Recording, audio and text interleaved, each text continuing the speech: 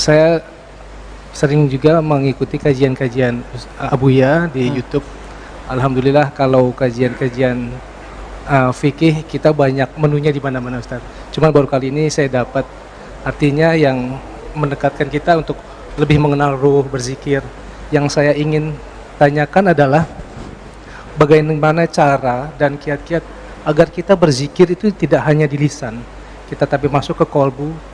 Dan yang terakhir yang saya menarik juga, bagaimana kita cara menemukan peta pulang ruh kita yang Masya Allah. Terima kasih Ustaz. Assalamualaikum warahmatullahi wabarakatuh. Kalau Bapak lewat kedatang ke sini pakai GPS, bisa tersesat nggak? Bisa. Ya, kenapa? Google, berguru lewat YouTube, lewat Google, ini bisa riskan, bisa berbahaya. Banyak sudah yang sudah menyimpang. Kalau jalan fisik saja bisa tersesat, apalagi jalan rohani. Tapi ada sopir taksi, udah 20 tahun jadi sopir, kita bilang, MRBJ Bintaro 9, siap, nggak perlu pakai GPS. Kita lihat nih nggak pakai GPS, handphonenya butut, dan jalurnya, Masya Allah, dia punya jalur ringkas, tahu-tahu udah nyampe. GPS ada di hatinya. Carilah orang-orang seperti ini, orang-orang yang ilmunya tidak lagi diambil hanya dari kertas. Saya kan ilmunya masih dari kertas, Pak. Ini gaya-gayaan aja, Pak. Karena dulu belajarnya pakai kitab, maka sekarang ngajarnya pakai kitab. Gak mungkin dong Bapak saya bilang, mau ngaji sama saya, nyantri aja. Gak mungkin dong. Maka kita setting dulu dengan Ustaz Rafiq, Habib Geis, dan teman-teman. Ayo kita kalau di sini dakwahnya pakai kitab ngajinya. Alhamdulillah sampai sekarang jadi kan. Di pesantren begini Pak, cuma bedanya di sana ada ujiannya, terus santri itu suruh baca, nggak bisa baca suruh berdiri. Coba kalau kita praktekin, Bapak nggak bisa nerjemah suruh berdiri. Hari ini rame, bulan depan sepi. Kita pernah buat kajian-kajian begitu yang bukan pesantren, ya. Kajian terjemah dulu. Kita nanya, Bapak Ibu, ini artinya apa? Coba satu-satu. Besok tinggal satu orang, Pak, dari 40. Kabur. Kayaknya di sini juga sama. Maka kita memanjakan antum semua. Kita bawain kitabnya, kan bukan antum yang bawa kitab, seharusnya antum bawain kitabnya buat aneh. Dibawain kitabnya, ya, dibacain, nanti kita jelasin, gitu seharusnya. Namun saya berhusnuzon kepada Allah. Ilmu ini kan titipan. Ilmu itu ada yang disebar lewat taklim, murid datang. Ada yang disebar lewat dakwah, gurunya datang. Maka saya gabung dua-duanya. Bapak kan datang ke sini, saya juga datang ke sini, sama-sama datanglah kita. Ya. Bagaimana caranya zikir supaya nyambung antara lisan, pikiran, maqalbu? Itu harus digabung dan ada orang yang menggabungnya, Pak. Itu namanya talqin. Harus ada ahli talqin zikir yang dia juga sudah bergabung kalimahnya, lisan dengan kolbunya. Lalu dibimbinglah Bapak untuk membaca hal yang sama. Ketemu secara fisik, iya, tapi ada hubungan batin. Kolbunya nyambung. Kalau udah nyambung, maka yang dibaca oleh gurunya terbaca oleh muridnya. Itu namanya talqin. Ditalkinkan, dibimbingkan, disuapkan, diajarkan cara memakan kalimah itu masuk ke dalam kolbu, diajarkan cara menanam kalimah ke dalam kolbu. Guru ini disebut mursyid.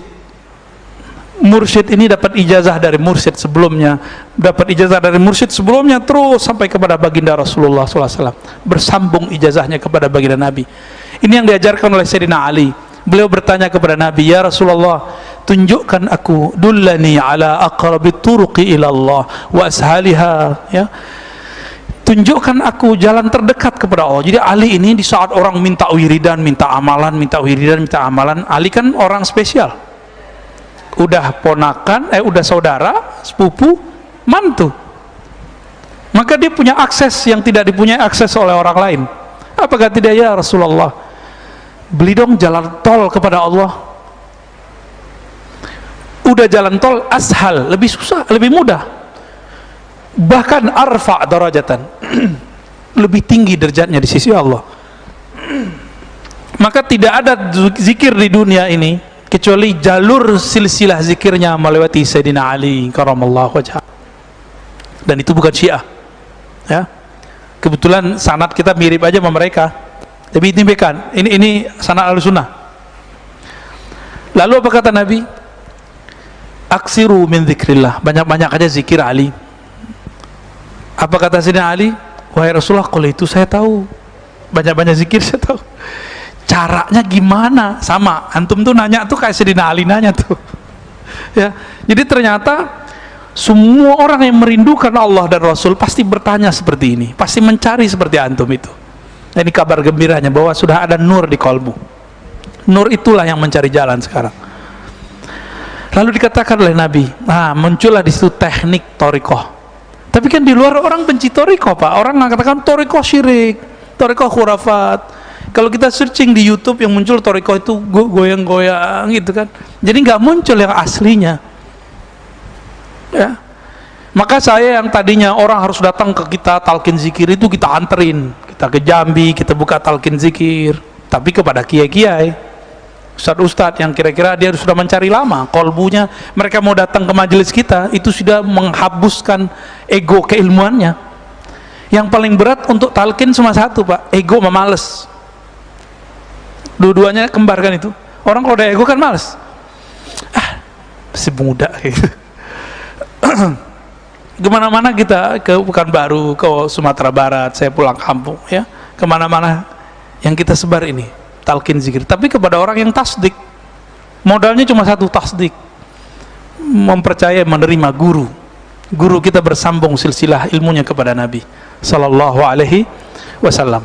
Maka Nabi ajarkanlah, di situ dibuka, ghammid ainaik, wahai Ali, pejamkan matamu. Nah, itu teknik namanya, Pak. Teknik ini akan berkembang sesuai masa, tapi yang asli begitu. Jadi kalau zikir-zikir yang berthariqah itu pasti pakai pejam mata. Namun ada seorang syekh di Saudi, dia nggak mengerti fan ini, walaupun sudah ulama bagi orang lain, tapi tidak ulama dalam tasawuf. Apa kata dia? Nggak boleh zikir pejam mata karena mirip dengan agama lain. Jadi mirip doang nggak boleh, kata dia, padahal jenggotnya juga mirip kan. Tidak ada masalah ya Pak Panji ya. Ya. Lalu bagaimana caranya? Talqin. Talqin sama siapa? Ya cari guru yang silsilah keilmuannya bersambung kepada Rasulullah. Udah itu aja, Pak. Itu GPS-nya. Namun GPS ini ada dua peta. Ada peta cuma peta zikrullah. Si guru cuma ngasih wiridan, zikir. Capek. Bener gak? Bapak disuruh zikir 1000, lelah. Pak Mirwan pasti nggak mau. Tapi disuruh senam dia mau 2 jam. Untuk sehat badan dia mau. Tapi kalau udah tasdik sama saya nih, disuruh 70.000 juga mau ntar. Tapi kalau belum tasdik, 5 aja nggak mau, Pak. Tapi kalau udah tasdik, berapa aja mau. Tasdik itulah yang membuat kita hilang ego, hilang capek kalau beramal. Nah, guru ini ada yang mengajarkan zikir, ada yang mengajarkan mazkur. Apa arti zikir, arti mazkur? Zikir itu wiridan, mazkur itu ma'rifatullah.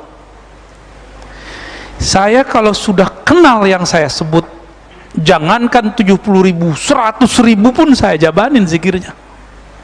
Bapak kalau sudah kenal keuntungan yang diperoleh dari kerja di satu tempat, walaupun kena macet, jalanin nggak?